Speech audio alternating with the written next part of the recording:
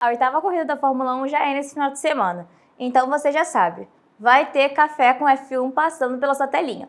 Mas antes de a gente falar do GP de Mônaco, que é aquele GP charmoso, luxuoso, a gente vai relembrar um pouco como é que foi o GP da Emília-Romanha, na Itália. O GP da Emília-Romanha, diferentemente de Miami, foi considerado até calmo, mesmo com a presença dos safety cars e alguns abandonos. Mas claro, no final, sempre um piloto sorri no primeiro lugar do pódio. Na largada, Oscar Piastri teve um bom ritmo, portanto, Max Verstappen ultrapassou ele ali na parte da tamburello. Em seguida, o holandês já abriu um segundo para o australiano. Kimi Antonelli, lá na metade do pelotão, ultrapassou Lewis Hamilton e o nosso brasileiro Gabriel Bortoleto manteve a 14ª posição na largada. Logo na metade da corrida, George Russell ultrapassou Lando Norris e ocupou a 3ª colocação na volta 12. Neste momento, Bortoleto conseguiu alcançar a 10ª colocação e foi a primeira vez que o brasileiro esteve na zona de pontuação nesta temporada da Fórmula 1. Na volta 39, o seu companheiro de equipe, Nico Hülkenberg, também entrou na zona de pontuação. Portanto, os dois acabaram descendo algumas posições e acabaram ficando fora. Enquanto isso estava acontecendo, alguns pilotos pararam para trocar os seus pneus, como foi o caso de Piastri e Russell. Enquanto isso, Max Verstappen e o Lando Norris postergaram as suas trocas. Na volta 29, o Esteban Ocon, que é piloto da Haas, saiu da pista e teve problemas do carro. E, consequentemente, foi acionado o safety car virtual. Enquanto isso, a McLaren chamou o Piastri para os boxes, aproveitando para ele não ter a queda de posições e também devido ao desgaste dos pneus. Max Verstappen, que estava dominando a corrida de ponta a ponta, chegou a abrir mais de 10 segundos em cima de Lando Norris. Faltando 20 voltas por fim, Kimi Antonelli saiu da corrida depois de problemas com o carro.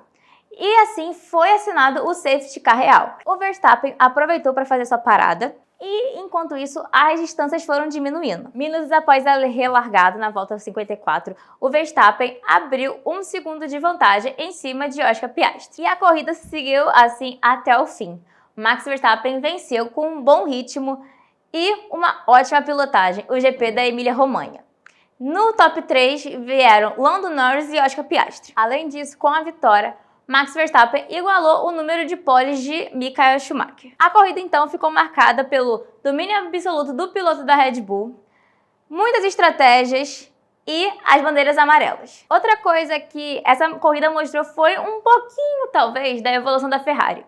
Por quê? Charles Leclerc largou em 11º e terminou em 6º. Lewis Hamilton largou em 12º e terminou em 4º. A corrida foi sólida para a equipe, considerando o desempenho do carro. Beleza. Agora a gente vai falar sobre tudo o que você precisa saber para assistir o GP de Mônaco. O GP de Mônaco é a corrida mais importante e tradicional da Fórmula 1. O Grande Prêmio entrou na categoria em 1950 e em 1955 entrou de forma definitiva no calendário da categoria. Mas o primeiro registro que a gente tem de corrida em Mônaco é de 1929. O primeiro vencedor de uma corrida em Mônaco se chama Grover Williams. Ele venceu com a Bugatti em 1929. O britânico também foi reconhecido de uma forma trágica, já que ele foi executado pelos militares nazistas na Segunda Guerra Mundial. E foi durante o Grande Prêmio de 1959 que a Ferrari fez a sua estreia na Fórmula 1. Nessa corrida, o vencedor foi o argentino Juan Manuel Fangio, que deixou Alberto Ascari da escuderia italiana lá para trás. A pista tem traçados estreitos e sinuosos, pouquíssimos pontos de ultrapassagem, exigindo alta habilidade dos pilotos. É o GP mais lento do calendário da Fórmula 1.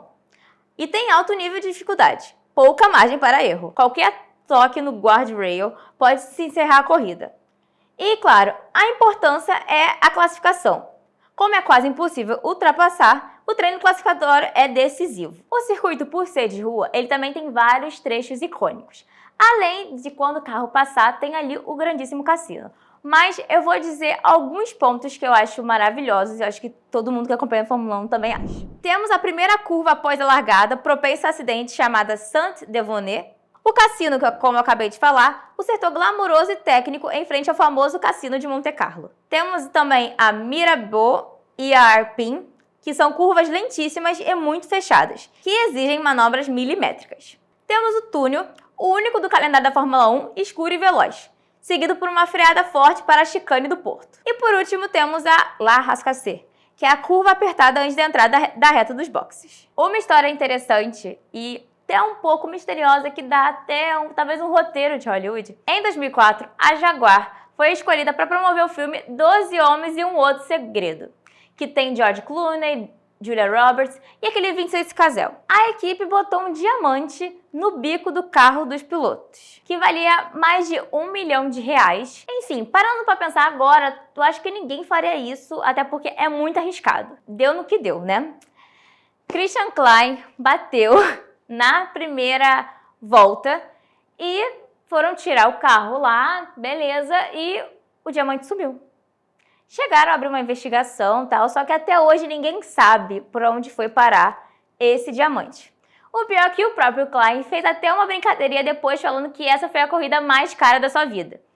E eu acho que até eu ficaria um pouco com medo de ter deixado um diamante ir embora, né? Mas enfim, como todo mundo já sabe, o rei de Mônaco é Ayrton Senna, que já venceu lá 6 vezes. E entre as equipes, quem reina é a McLaren. Inclusive, o Senna quebrou um protocolo em 1987. Ele, lá depois de vencer sua primeira corrida em Mônaco, ele foi para o pódio e foi participar daquela tradicional festa do champanhe. Só que ele jogou o champanhe na família real de Mônaco. E segundo relatos, após alguns dias, o pai de Senna deu um puxão de orelha no tricampeão mundial. Falou lá pro filho que ele não deveria fazer aquilo e tal, mas é claro, isso aí é segundo relatos, a gente não sabe se isso realmente aconteceu. Mas essa história é bem famosa por conta disso. O resultado de outros brasileiros neste local também é interessante. Rubens Barrichello possui 5 pódios, sendo 4 vezes em segundo lugar. Emerson Fittipaldi e Nelson Piquet somam 3 pódios cada um. E Felipe Massa ficou em terceiro lugar nas 2 vezes que participou. Como eu falei anteriormente, o que importa nessa corrida é a classificação. Então eu peço que vocês foquem bastante na classificação, porque a corrida já é uma coisa mais relax. Fique de olho em algumas equipes e pilotos. Vamos lá, a McLaren é uma equipe para você ficar de olho. O Max Verstappen também, já que ele também conhece Mônaco, já venceu em Mônaco.